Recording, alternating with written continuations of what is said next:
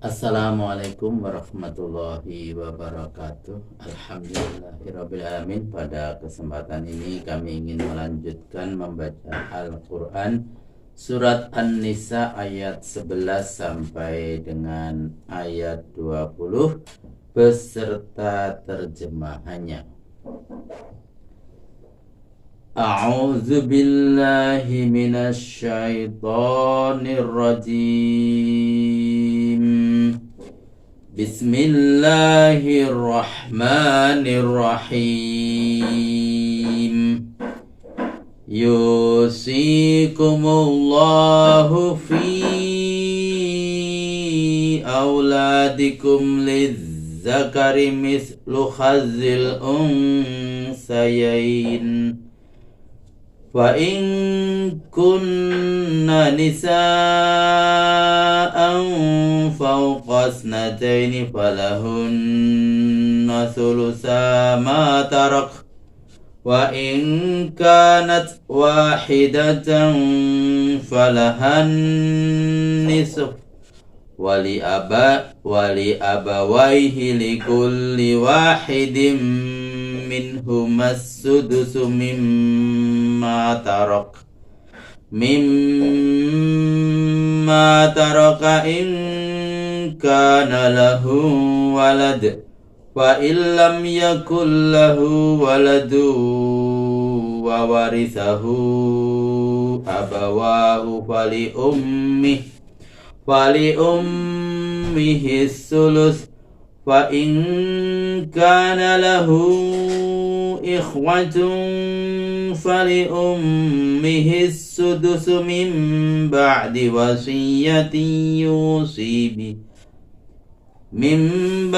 wasiyatin yusi biha aw dayn.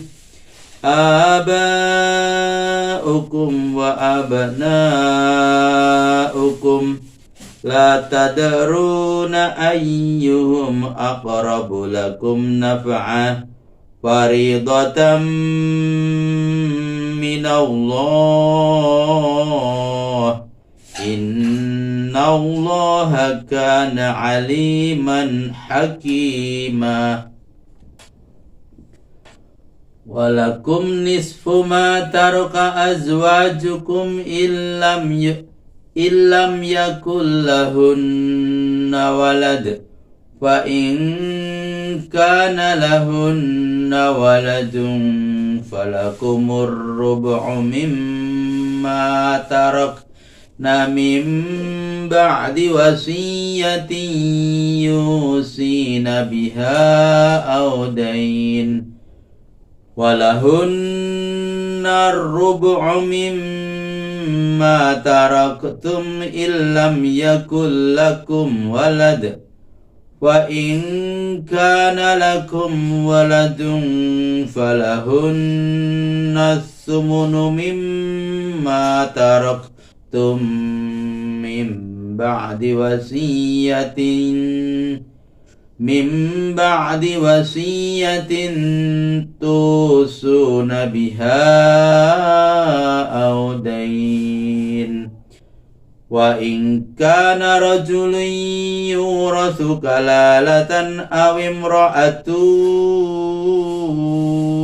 wa lahu akhun aw ukhtun falikulli wahidin minhumas sudus wa in kanu aktsara min zalika falahum syuraka'u fis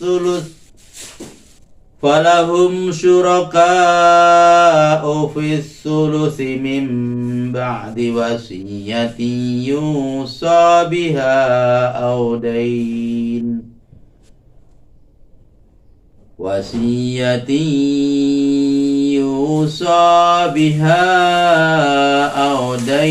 Ghayra mudar. Wasiyatan minallah Wallahu alimun halim. Tilka hududullah. Wa man yuti'illaha wa rasulahu yudkhilhu jannatin tajri min tahtihal anharu khalidina fiha wa zalikal fawzul azim. Wa man ya'sillaha wa rasulahu wa yata'adda hududahu yudkhilhu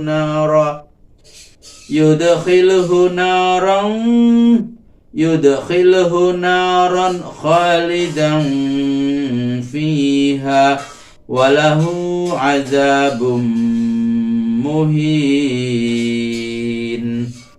Wallati ya'tinal fahishata min nisaikum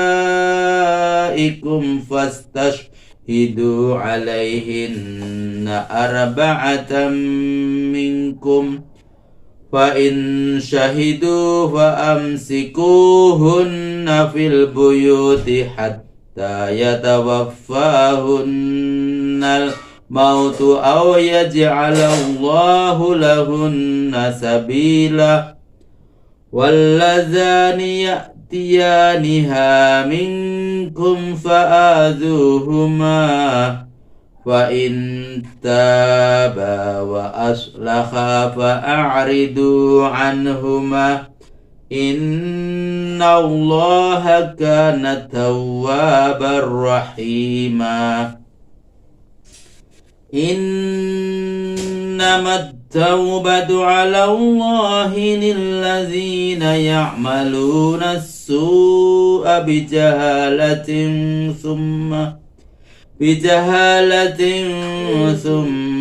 yatubuna min qaribin fa ulaika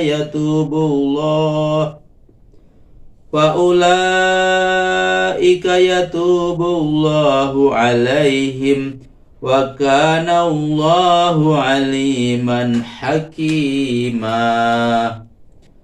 Walaisatit taubatu lillazina ya'maluna as-sayyi'at hatta idza hadara ahadahumul mautu qala inni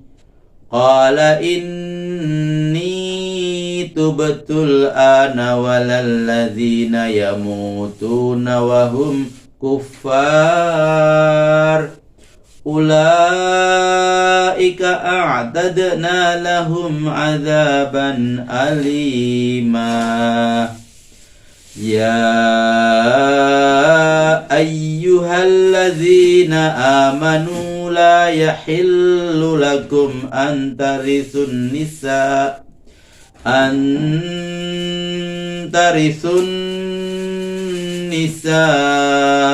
karha wa la ta'duluhunna litadhhabu bi ba'di ma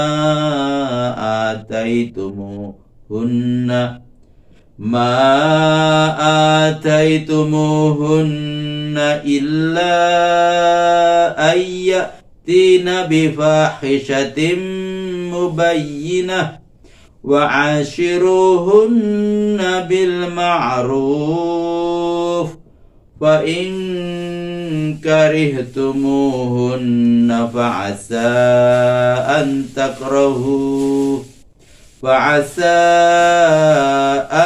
takrahu syai'aw wa yaj'alallahu fihi khairan katsira. Wa in aradtum istibdala zawjin makana zawjin wa ataitum ihdahunna qintaran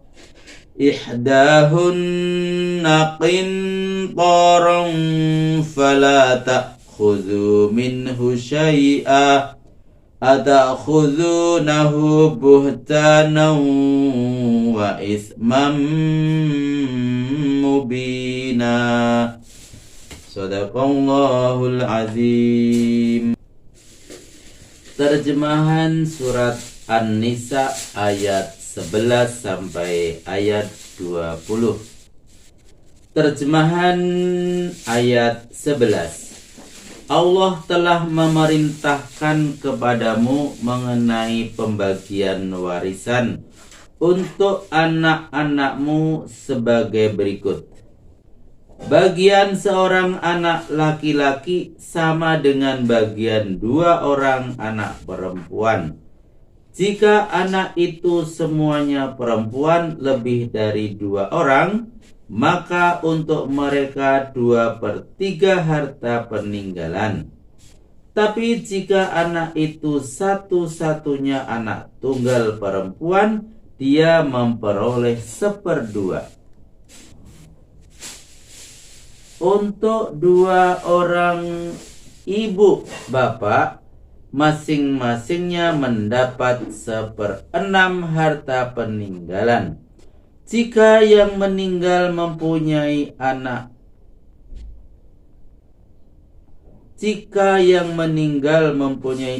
atau lebih, jika yang meninggal tidak mempunyai anak dan dia diwarisi hanya oleh ayah bundanya saja, maka ibunya mendapat 1/3. Jika yang meninggal itu mempunyai beberapa orang saudara, maka untuk ibunya 1/6. Semuanya pembagian itu dilaksanakan setelah wasiat yang dibuatnya dan utang-utangnya dilunasi. Kamu tidak tahu mana yang bermanfaat lebih besar kepadamu di antara 2 golongan, bapak-bapakmu atau anak-anakmu. Karena itu turutlah ketetapan hukum dari Allah. Sesungguhnya Allah Maha Mengetahui dan Maha Bijaksana. Catatan: hikmat penetapan bagian seorang anak laki-laki sama dengan bagian 2 anak perempuan, karena selain ia menafkahi dirinya sendiri, juga ia menafkahi istrinya, sedangkan anak perempuan hanya menafkahi dirinya sendiri. Bahkan setelah ia bersuami, nafkahnya atas tanggung jawab suaminya. Penetapan ini sekaligus sebagai pembatalan terhadap hukum perwarisan di zaman jahiliyah yang menetapkan anak perempuan tidak berhak menerima warisan. Catatan kedua, 2/3 yang ditinggal bagian sang ayah. Adapun pembagian yang sama masing-masing 1/6 kepada ibu bapak pada kalimat sebelumnya, jika yang meninggal mempunyai anak, ialah untuk menghormati keduanya dengan penghormatan yang sama. Catatan ketiga, maksudnya saudara-saudara baik yang seibu dan sebapak maupun saudara yang seibu dan sebapak saja, laki-laki dan perempuan. Kelompok saudara-saudara dari yang meninggal lain dapat menggeser atau menghijab bagian sang ibu dari 1/3 menjadi 1/6. Catatan: kalimat yang terletak antara 2 tanda kurung adalah kalimat penyela sebagai peringatan terhadap kebodohan orang di zaman jahiliyah menetapkan hukum pewarisan. Pada hukum mana ditentukan bahwa orang yang berhak menerima harta warisan hanyalah orang yang kuat berperang melawan musuh, sedang perempuan dan anak-anak tidak berhak sebab mereka kaum yang lemah. Terjemahan ayat ke-12. Dan bagianmu 1/2 dari harta peninggalan pada istrimu jika mereka tidak mempunyai anak. Jika mereka mempunyai anak, maka bagianmu 1/4 dari jumlah harta yang mereka tinggalkan. setelah dipenuhi wasiat yang dibuatnya dan dibayar utang-utangnya. Dan bagian mereka para istri 1/4 dari jumlah harta yang kamu tinggalkan, jika kamu tidak mempunyai anak. Jika kamu mempunyai anak, maka para istri itu memperoleh 1/8 dari harta yang kamu tinggalkan sesudah dipenuhi wasiat yang kamu buat dan dibayar utang-utangmu. Dan jika seorang meninggal dunia, baik laki-laki maupun perempuan, yang tidak meninggalkan ayah dan anak, tetapi mempunyai seorang saudara laki-laki seibu atau seorang saudara perempuan seibu, maka bagi masing-masing dari keduanya mendapat 1/6. Tetapi kalau saudara-saudara seibu itu lebih dari 2 orang, mereka mendapat 1/3 untuk bersama setelah dipenuhi wasiat yang dibuatnya dan dibayar utang-utangnya, tanpa merugikan ahli waris. Kamu disuruh berbuat demikian karena perintah dari Allah, dan Allah Maha Mengetahui dan Maha Penyantun.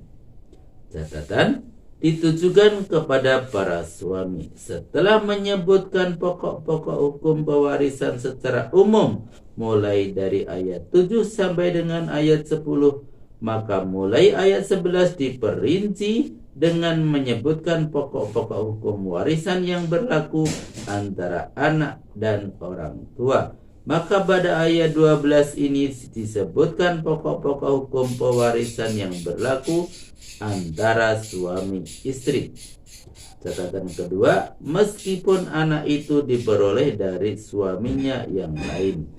Catatan yang ketiga, jika suami hanya mempunyai seorang istri, maka jumlah yang 1/4 itu bulat untuk dia sendiri. Tapi kalau suami mempunyai istri lebih dari 1, maka jumlah 1/4 itu dibagi rata antara semua istri. Catatan yang keempat, seseorang yang tidak mempunyai anak dan orang tua lagi disebut kalalah, sedangkan hartanya yang tinggal setelah ia wafat disebut pusaka kalalah. Lebih lanjut mengenai pusaka kalalah ini akan bisa dilihat pada surat keempat ayat 176. Merugikan ahli waris maksudnya melakukan daya upaya dan tindakan-tindakan dengan nama pihak ahli waris dirugikan, misalnya mewasiatkan lebih dari 1/3 jumlah harta warisan. Ini adalah dosa besar menurut Ibnu Abbas. Berwasiat bahwa piutangnya pada si anu sudah dibayarnya padahal belum. Dengan demikian jumlah warisan berkurang sebanyak jumlah piutang tersebut. Yang C, berwasiat sejumlah seperti harta warisan bukan dengan iktikad baik untuk mendekatkan diri kepada Allah, tetapi semata-mata untuk mengurangi jumlah warisan. Mengadu menetapkan berutang kepada orang lain dengan tujuan hendak mengambil semua atau sebagian harta warisan. Terjemahan ayat ke-13. Itulah batas-batas ketentuan hukum Allah. Barang siapa yang menaati hukum-hukum Allah yang disyariatkan melalui Rasul-Nya dan menaati Rasul itu sendiri, maka Allah memasukkannya ke dalam surga yang mengalir sungai-sungai di bawah pohon-pohonnya. Mereka kekal di dalamnya. Itulah keberuntungan yang paling besar. Terjemahan ayat ke-14. Sebaliknya, barang siapa yang mendurhakai Allah dan Rasul-Nya dan melanggar batas-batas ketentuan hukum Allah, akan dimasukkannya ke dalam neraka. Mereka kekal di dalamnya dan baginya siksa yang berdampingan dengan kehinaan. Catatan, maksudnya orang yang durhaka itu dalam neraka mendapat dua macam siksaan. Siksa neraka sebagai siksaan jasmani dan siksa kehinaan untuk rohani. Terjemahan ayat ke-15. Para wanita mukmin yang melakukan perbuatan keji, ajukanlah 4 orang saksi laki-laki oleh pihakmu. Manakala para saksi itu telah memberikan kesaksiannya, tahanlah wanita itu di dalam rumah sampai nyawanya direnggut maut, atau sampai Allah memberi jalan keluar yang lain kepadanya. Catatan, yang dimaksud dengan perbuatan keji ialah zina. Namun menurut pendapat lain termasuk juga ke dalam perbuatan keji perbuatan yang berikut, misalnya homoseksual, lesbian, dan sejenisnya. Terjemahan ayat ke-16. Dan terhadap kedua orang yang melakukan perbuatan keji di antaramu, hukumlah keduanya. Namun bila keduanya tobat dan memperbaiki tingkah laku, bebaskanlah. Allah Maha menerima taubat dan Maha penyayang. Catatan, maksudnya laki-laki dan wanita yang melakukan zina. Catatan kedua, pada masa permulaan Islam, hukuman untuk orang yang melakukan zina dimarahi dan dicaci maki. Caranya terserah kepada masyarakat setempat. Tapi setelah ayat 2 surat An-Nur turun, hukuman itu diganti sebagai berikut. A. Bagi mereka yang sudah pernah kawin, dirajam atau dilempar dengan batu sampai mati. Yang B. Bagi mereka yang belum kawin, dipukul 100 kali dan disingkirkan selama setahun. Terjemahan ayat ke-17. Ini tentang taubat yang diterima. Bahwasanya taubat yang dijanjikan Allah untuk dapat diterima ialah bagi mereka yang melakukan kejahatan karena kejahilan. Dalam waktu singkat itulah mereka yang diterima taubatnya oleh Allah. Allah Maha mengetahui ulah hambanya dan Maha bijaksana. Catatan,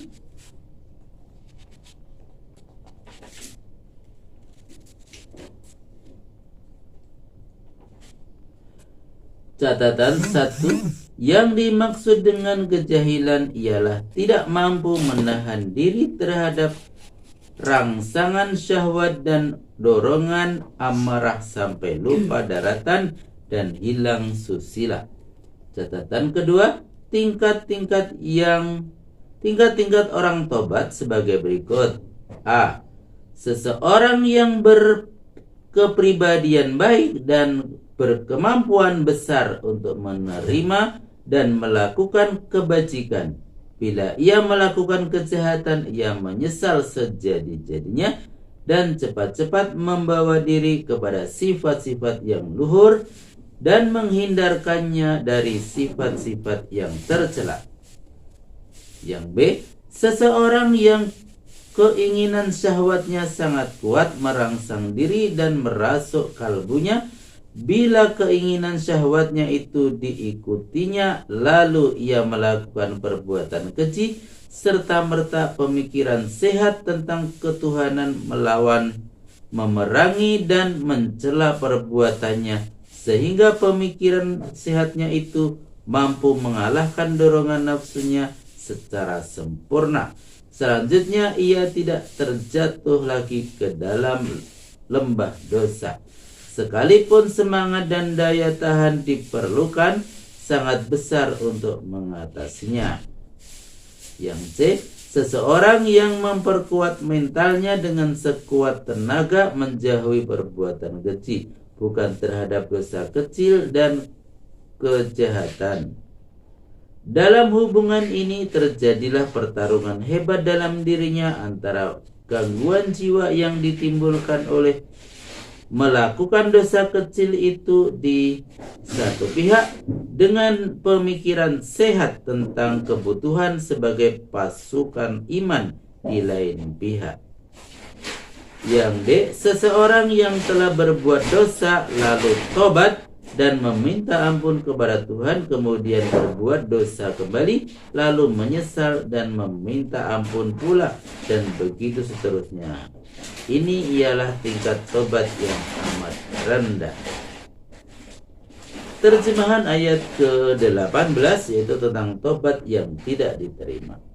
Dan tidaklah berlaku tobat bagi orang-orang yang melakukan kejahatan terus-menerus hingga sampai pada saat di mana salah seorang dari mereka tengah menghadapinya sengsara kematian, barulah ia mengatakan, sekarang baru aku tobat.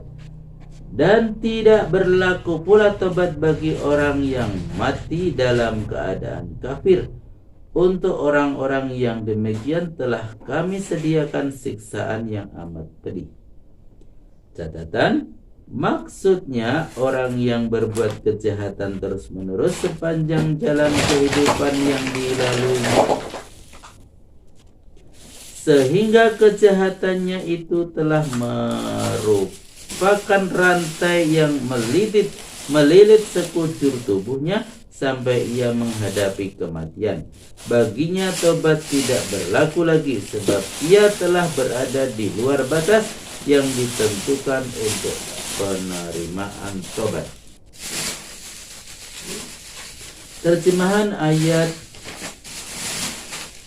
19 tentang seluk beluk dan tata cara memperkahi istri. Hai orang-orang yang beriman, tidak halal bagimu mewarisi wanita dengan jalan paksa, padahal mereka tidak rela. Dan jangan pula kamu mempersulit mereka dengan maksud hendak mengambil kembali sebagian dari apa yang pernah kamu berikan kepadanya, kecuali bila mereka melakukan perbuatan keji yang nyata. Dan pergaulilah mereka secara baik. Bila kamu membenci mereka, janganlah tergesa-gesa mengambil sikap dan membahayakannya, sebab siapa tahu kamu tidak menyenangi sesuatu yang justru Allah menjadikannya banyak kebaikan di dalamnya. Catatan, kebiasaan orang Arab di zaman jahiliyah, bila seseorang meninggal dunia maka kerabatnya mempunyai hak mutlak untuk mewarisi istrinya seperti mewarisi harta saja. Jika ia cantik, dikawini sendiri oleh salah seorang anggota kerabat itu. Jika tidak, dikawinkan dengan orang lain, sedang mahar yang diterima oleh wanita itu mereka ambil. Atau tidak dibolehkan kawin sama sekali. Ada pula yang mereka persulit dengan tujuan supaya wanita itu menebus dirinya. Bahkan mereka meminta tebusan lebih banyak jika mereka anggap wanita itu mampu membayarnya. Maka turunlah ayat ini untuk mengharamkan perbuatan sewenang-wenang itu. Kata paksa di sini bukan menjadi penyebab untuk mengharamkan, tapi untuk menerangkan peristiwanya. Dengan kata lain, tidak dibolehkan mewarisi wanita walaupun dengan jalan tidak paksa. Catatan kedua, maksudnya mendurhakai suami, melakukan zina, mencuri, dan sebagainya. Catatan ketiga, kata pergaulilah terjemahan dari kata Arab ashiru yang mengandung makna persamaan timbal balik, musyawarah wal musawah. Maka kalimat pergaulilah mereka secara baik dapat diartikan dengan pergaulilah mereka secara baik supaya mereka berlaku baik pula kepadamu. Pergaulilah mereka secara baik supaya mereka berlaku baik pula kepadamu. Terjemahan ayat ke-20. Bila kau ingin mengganti istri dengan yang baru, pengganti istri yang lama, sedang kamu telah memberikan kepadanya sejumlah besar harta, janganlah harta itu kamu ambil kembali walau sedikit pun. Apakah patut kamu mengambilnya kembali dengan melontarkan tuduhan palsu dan dosa yang nyata?